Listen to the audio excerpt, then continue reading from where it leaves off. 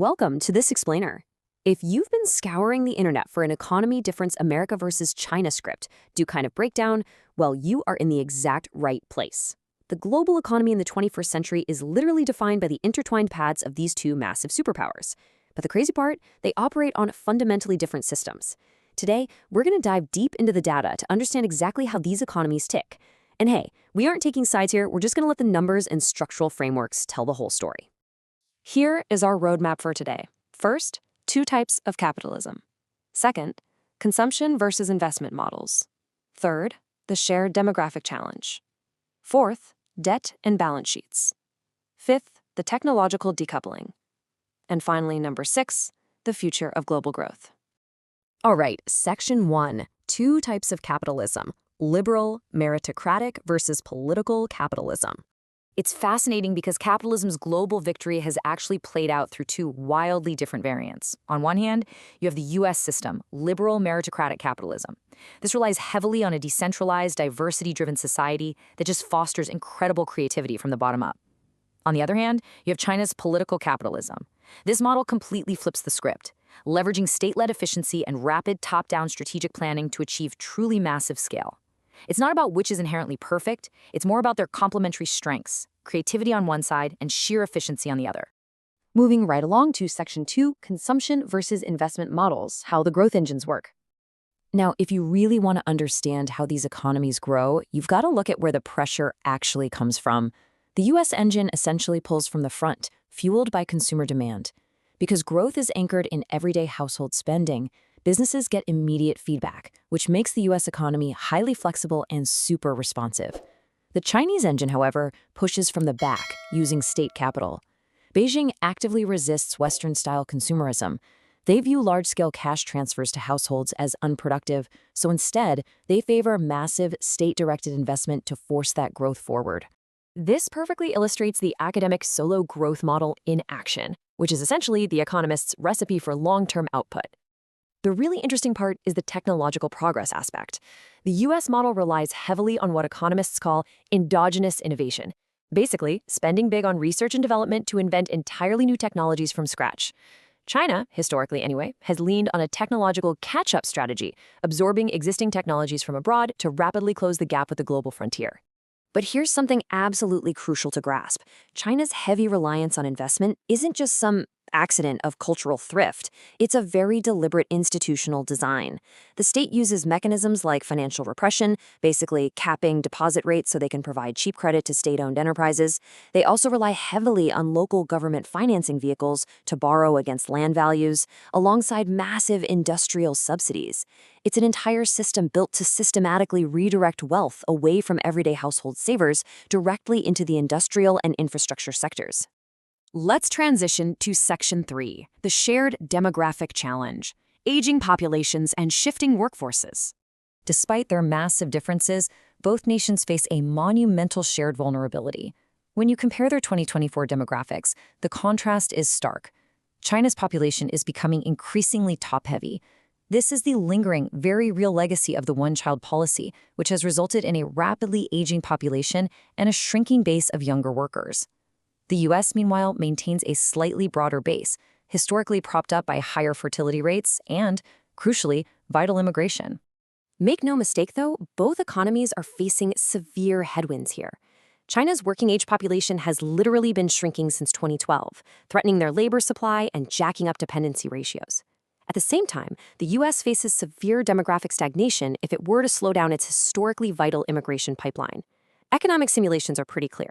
Without a steady influx of skilled talent, the US is going to seriously struggle to offset its own aging population.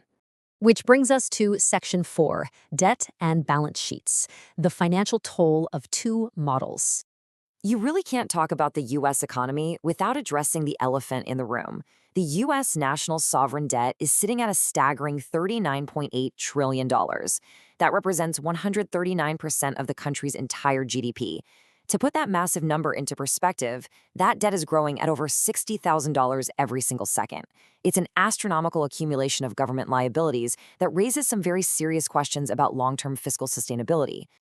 Now, if you want to find China's true leverage, you actually have to look at the corporate sector.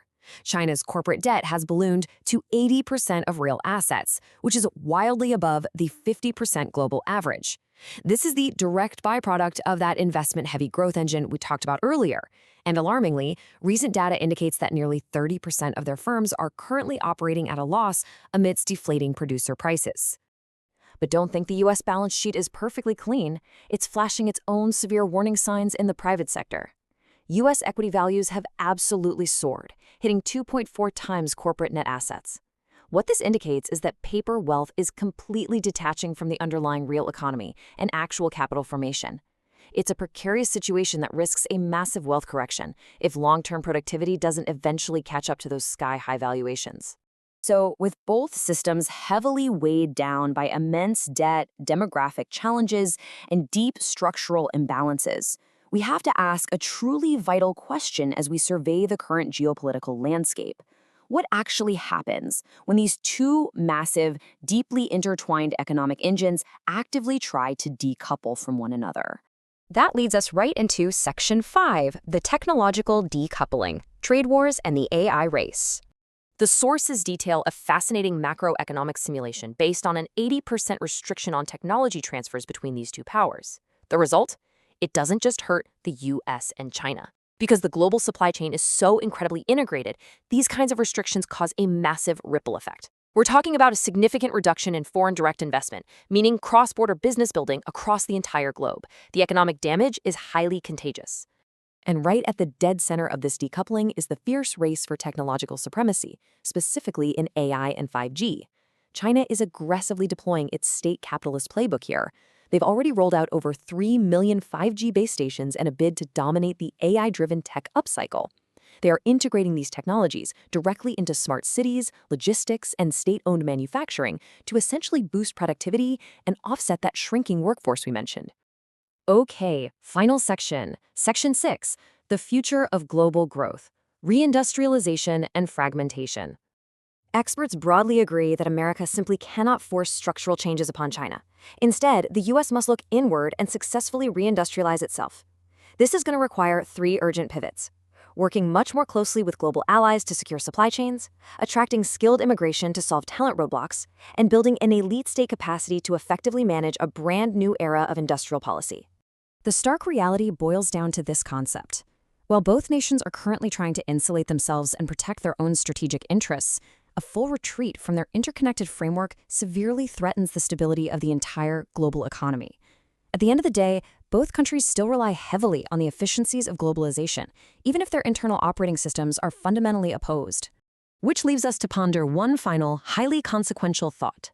As these two massive economic engines pull apart and the era of globalization fractures, which system's hidden vulnerabilities, whether it's America's soaring sovereign debt and demographic stagnation, or China's massive corporate leverage and weak consumer base, will ultimately force a global reckoning first? It is absolutely the question that will define the next decade of economics. Thank you so much for joining me for this explainer. I hope this helped unpack the fascinating mechanics driving our world today.